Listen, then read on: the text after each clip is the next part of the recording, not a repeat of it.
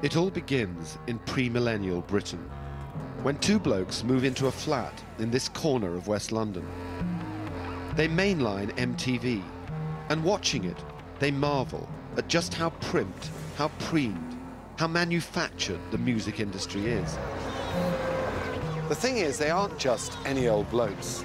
The guys living in this street in 1999 are Damon Albarn, standout talent of modern British pop, and his best mate, a brilliant artist called Jamie Hewlett. Damon was a huge star, thanks to his work with his band Blur. And Jamie had become an underground sensation, thanks to his comic strip, Tank Girl.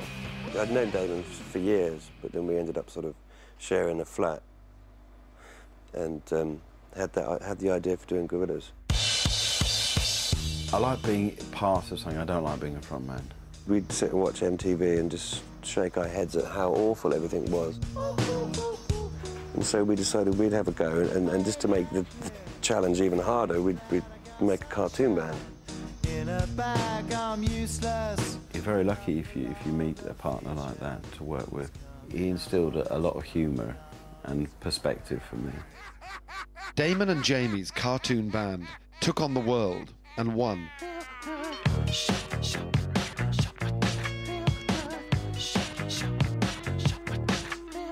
Damon wrote the music, Jamie drew the pictures. 15 million record sales and a slew of international awards later.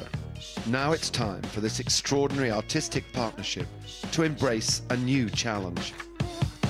And that new challenge would be Chinese opera, obviously.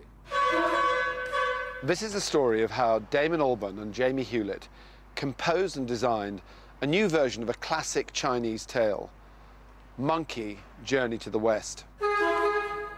It's the story of how they did it, why they did it, and what they've been through on the way. This immensely ambitious show opened last week at the very first Manchester International Festival, the culmination of an incredible 2-year journey.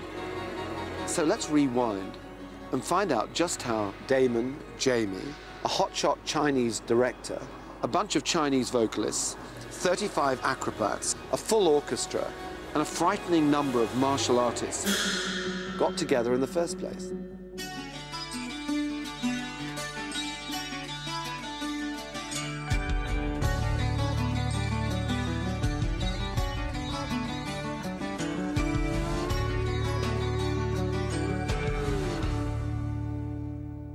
We've never done an opera. How stupid is that for a comic artist and a pop star? You know, I was very reluctant to sign up to write an opera. I don't know if this is going to work yet. No, this is kind of the first big thing between the West and the East. It'll either be spectacular, or it would just be like a massive pile-up on a motorway. In the worlds before Monkey, primal chaos reigned. Remember this? Monkey's one of China's most famous stories, written in the 16th century. But for many Brits of a certain age, it means just one thing. This cult TV show from the late 70s. The nature of Monkey was irrepressible. You might find it hard to believe, but this was the very first thing that Damon Albarn and Jamie Hewlett thought of when they were approached to compose music and design set and costumes for a new opera version of the Monkey story. When I say rain, it's going to rain, real rain. Monkey, the great sage, delivers! Monkey magic, monkey magic, monkey magic, monkey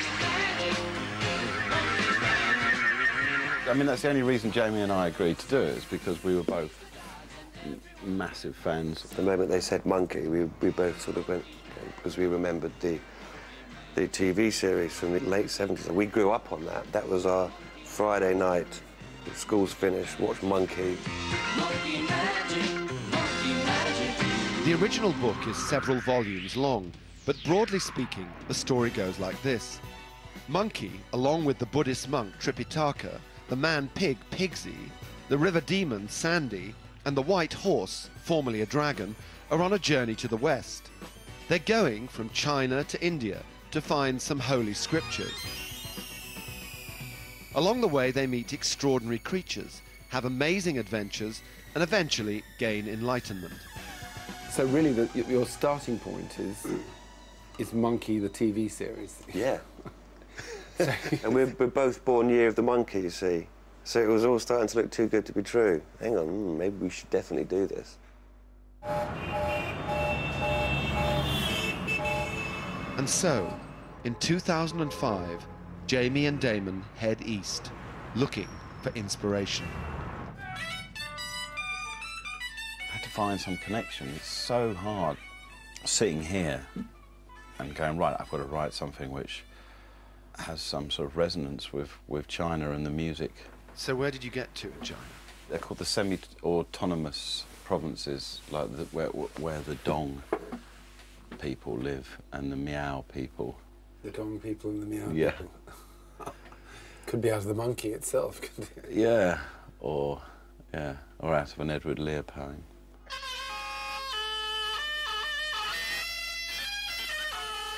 We turn up at the top of a mountain, and then there'd be sort of 1,000 elders there, and everyone would be in full traditional costume. It would be like 11 o'clock in the morning. You just sort of, and there'd be like a dragon and drums and shawns, and it was like a dream, really.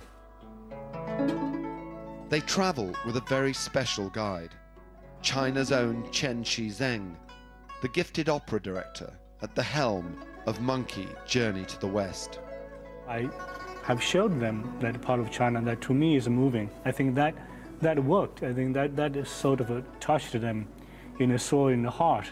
They feel, as an artist, they wanted to work on subject that you know is moving to them.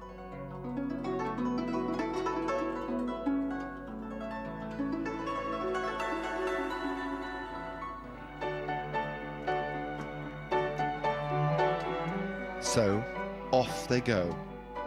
Together, Damon and Jamie are creating their version of this ancient legend. Well, when I say together...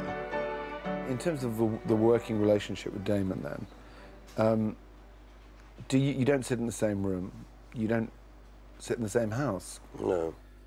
So you're both sitting in different spaces? Yes, ignoring each other. Ignoring each other? Yeah. Often we both end up doing things that sort of, without discussing it, that just sort of fits together. I've never paid any attention to what he does. I know, and he doesn't... No, pays no attention to me either. I mean, that's weird, isn't it? It certainly seems to work. While Damon's in the studio creating the score, Jamie's slaving away on his set and costume designs, and they're quite a thing to behold. Monkey. Oh, there he is. Monkey. Yeah. So tell me about him. I mean, you must have thought hard about how he looked and who he... He was difficult, really. He's the main character. I tried out so many different versions of Monkey, and they were all wrong. And then I sort of settled on this one. In the Peking opera, it's all very much about how the masks are painted or how the face is painted, and it's all very graphic and clear. And I got a whole book of masks, and it was all very complicated stuff. And I thought, I don't want to do that. I like the idea that this face paint, this white and red paint that he wears is more like a sort of a birthmark or a sort of a stain on his face. And just sort of have him as this sort of rugged, you know, you've got to kind of, sort of respect him and, you know, maybe even want to be him a bit. Then again with Tripitaka, a lot of the images I've seen of Tripitaka, he's this fat monk. And I remember the TV series was played by a woman. Yes. And so you sort of cared about him more. You wanted Monkey to protect Tripitaka, so I felt that the Tripitaka in this opera should be a bit of a lady boy, maybe. You've got Tripitaka there? Tripitaka. There's Tripitaka. There you go. Look. Yeah, so that's Tripitaka's a boy-girl, not quite sure. Sort of, yeah. You know, it's got to be that male and female should both sort of have a soft spot for Tripitaka. He's an obscure object of design.